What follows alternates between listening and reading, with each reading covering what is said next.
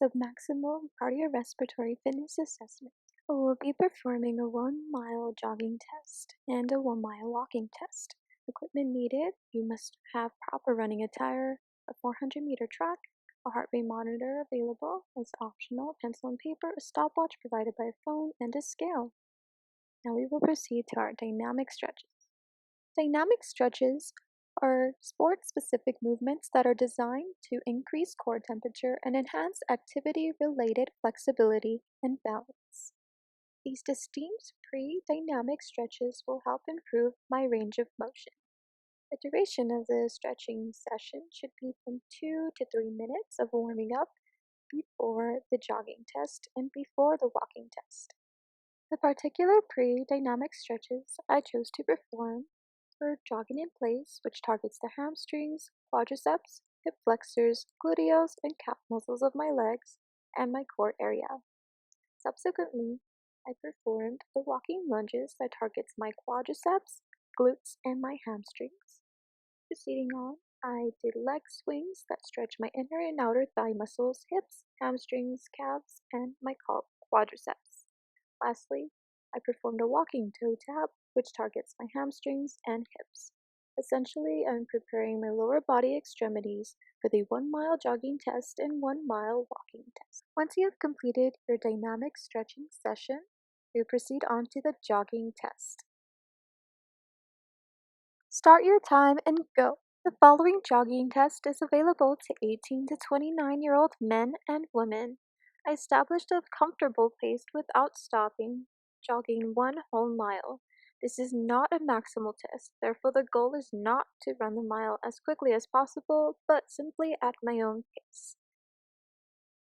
For men, this jogging test should last at least 8 minutes, and for women, this jogging test should last at least 9 minutes. I will take a post-exercise heart rate at the carotid site.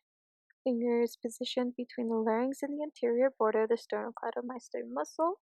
And likewise, you can also measure the radial site, palpating the distal end of the radius, then draw 2 or 3 fingers towards the radial artery. The heart rate should not exceed 180 BPMs. After a 5 to 10 minute warm-up, we'll proceed on to the walking test. This test is available to men and women at the ages of 20 to 69 years old. This is good for sedentary populations and older populations. The goal for this test is to walk 1 mile as quickly as possible without running. After I've completed the test, I will then record my heart rate.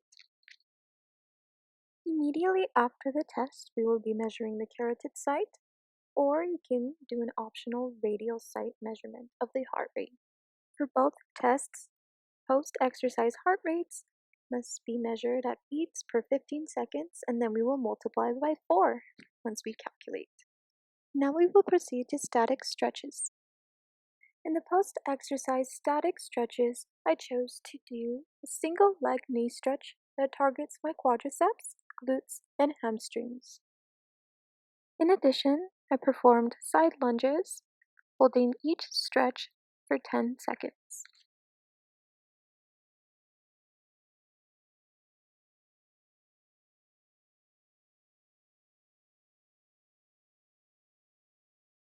During the butterfly stretch, the targeted muscles are the hip adductors.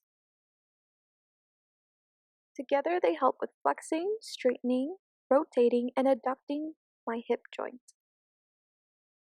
This pose is perfect for tight hips because it stretches the hip rotators, the gluteus, and the hip flexors. For the last static stretch, I will be performing a pronated hip flexor stretch, as known as the forward leaning pigeon pose. This requires substantial external rotation in the front leg and substantial internal rotation in the back leg. The following stretches post-exercise of both the jogging and walking tests should be completed within 5 to 10 minutes. In abiding by the VO2 max formula, I input my body weight in kilograms, my time in minutes, and my heart rate in beats per minute.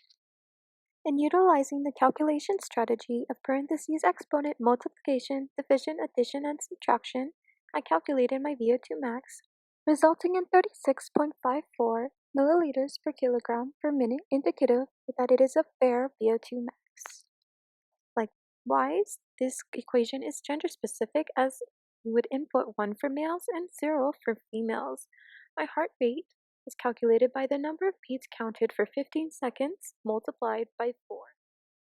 In order to calculate time, we would put the amount of seconds, which is 540 seconds of my jogging time, divided by 60 seconds to find minutes. Lastly, we have body weight in pounds to convert to kilograms. So therefore, since I'm 160 pounds, I will multiply that by 0.45359,237 in order to convert to kilograms. Likewise, I would apply the same principles in this formula with the exception of age and years.